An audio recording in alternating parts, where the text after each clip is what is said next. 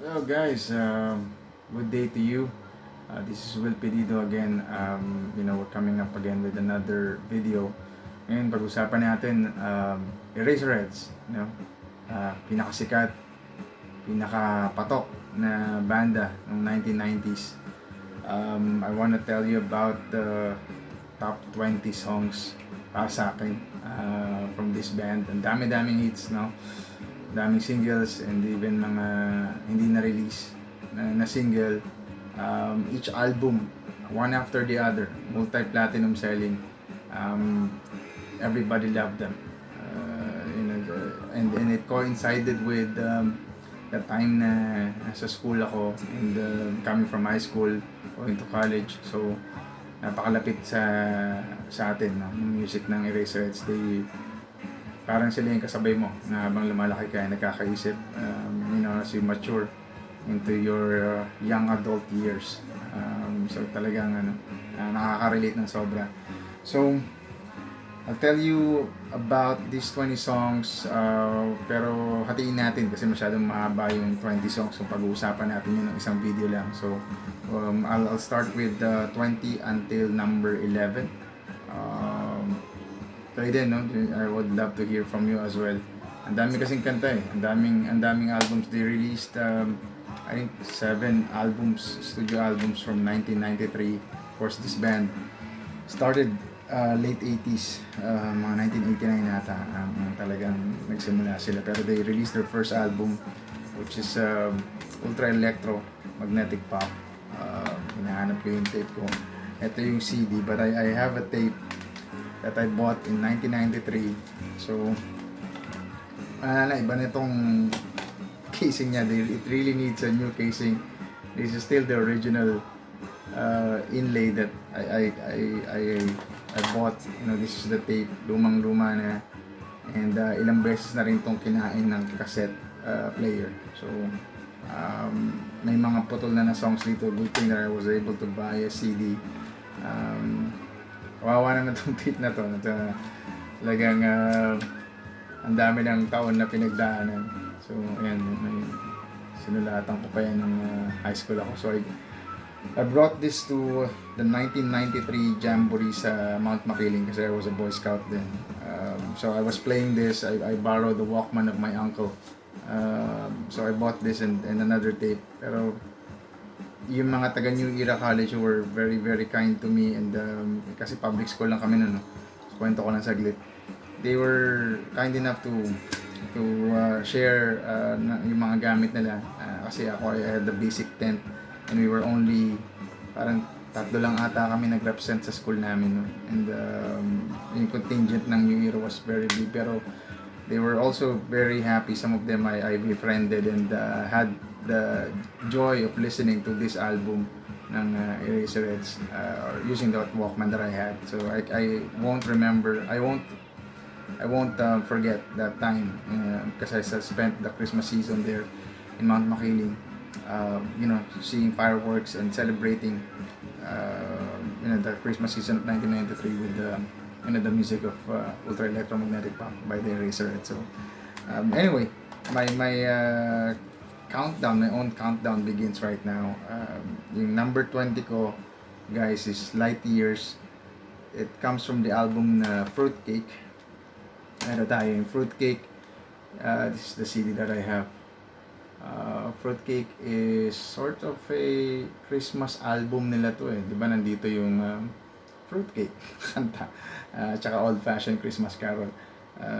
But this one also had that song Light Years, which I really like a lot. There are other standout tunes here, pero yung Light Years to me seems to be the most memorable one. So yun ang number 20 ko, Light Years from the album Fruitcake. Very very Christmassy, parang hindi pwedeng mapagkamala na hindi pampasko tong album na to. But this came out in 97. Yeah. Fruitcake. So, number 19, Julie Jerky. Julie Jerky originally was from the album Aloha Milky Way. It's the international album released by Eraserheads in 1998. So para siyang career single nung wala ako nung album na yun, nung Aloha Milky Way. Kasi as a student, I only had enough money at that time to buy the albums itself, kasi it's like a compilation album yung Aloha Milky Way. Meron dong 4 or 5 na new songs, but I didn't bother to buy it. To me, I could hear their songs on the radio anyway, anytime. But eventually, I got this, yung ERASERHEADS Anthology 1, kasi meron ng 2 nito. Nandito yung Julie Jerky sa Anthology 1 ng ERASERHEADS. Disc 2. Number 18, for me, it's Spoliarium, coming from the album Sticker Happy. Sticker Happy. Si Joey Median, yung dating VJ ng MTV. They got her as a model. But Spoliarium, sort of a ballad, slow moving, pero very, very iconic yung tunes. Yung tune niya. Madami na rin nag-remake nitong song na to, pero nothing beats the ERASERHEADS version, of course, the original version. Wala akong masabi, it's very, pati yung lyrics niya, very, very playful. There are double meanings according to some people, pero we leave it to the listener, of course. Pero very enjoyable tune siya. Spoliarium, number 18. Number 17, I'm giving it to Dr. Sixto Antonio Avenue. Pangalan siya ng street, no? Dr. Sixto comes from the album 1999. Released in 1999. Dr. Sixto Avenue, again, is one of those ballads penned by no one else but Eli Buendia.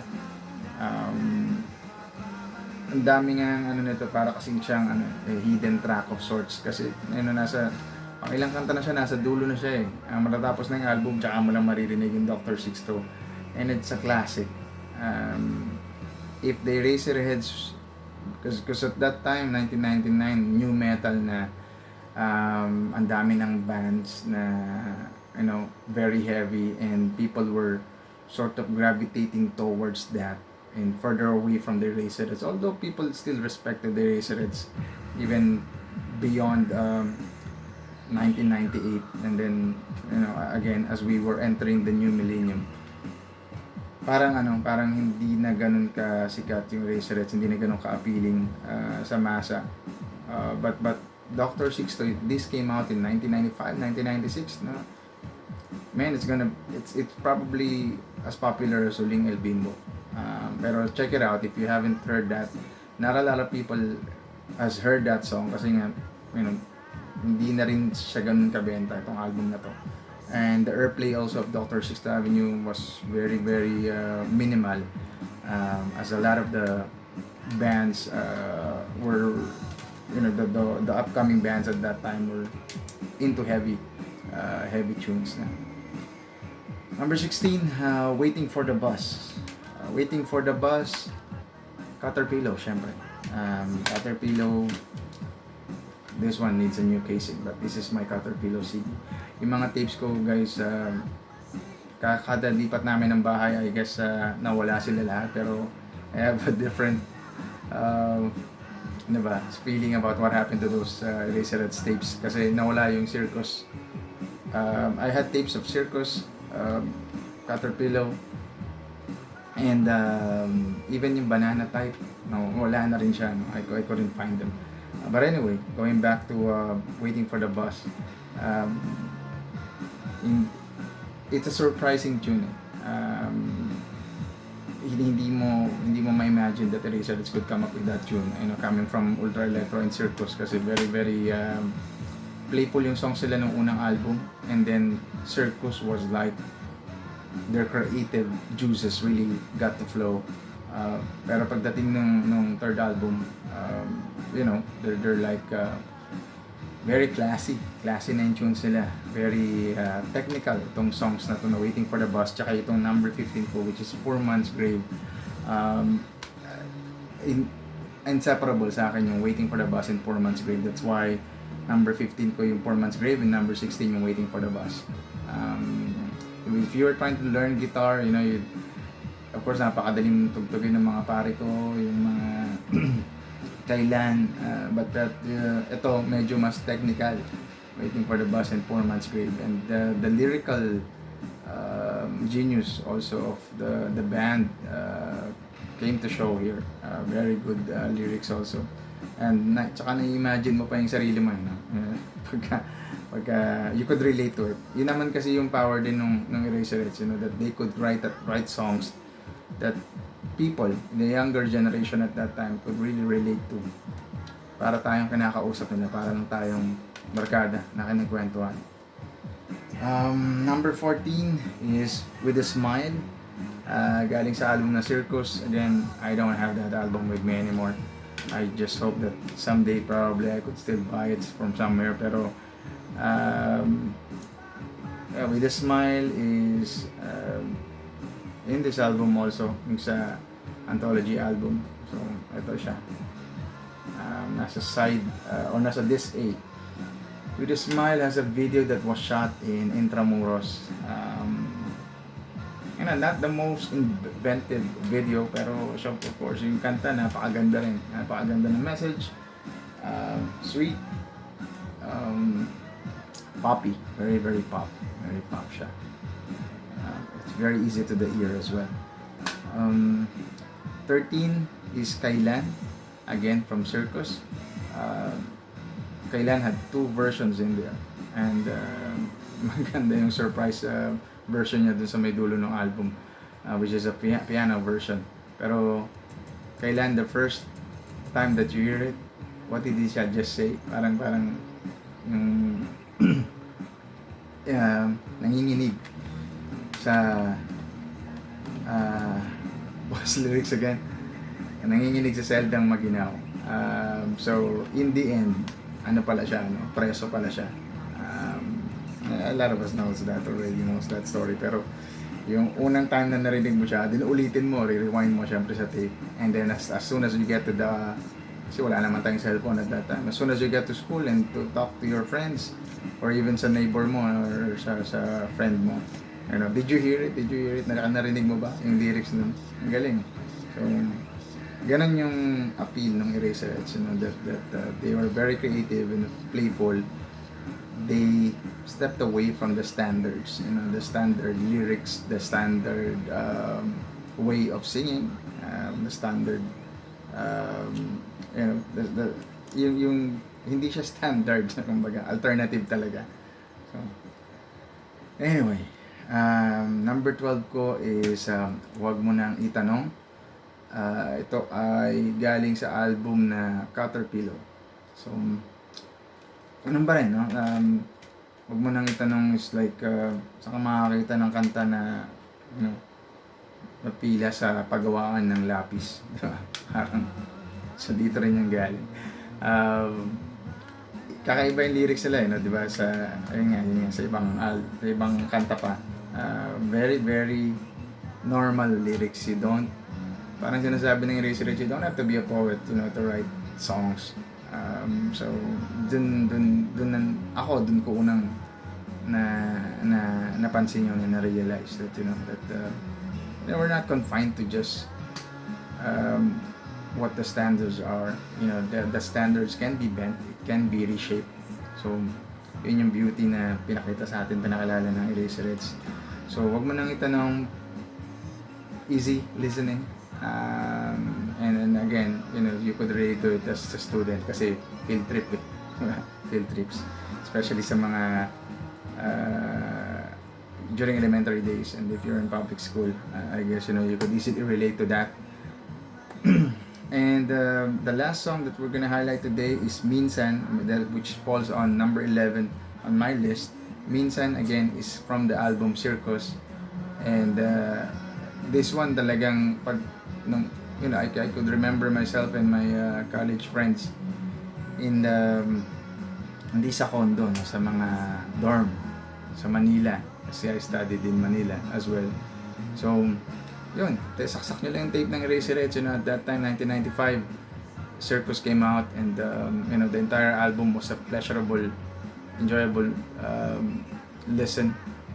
Same naman with the Ultra Electro, pero yung pagdating nung Circus, kasi college ka, you could really relate to it eh.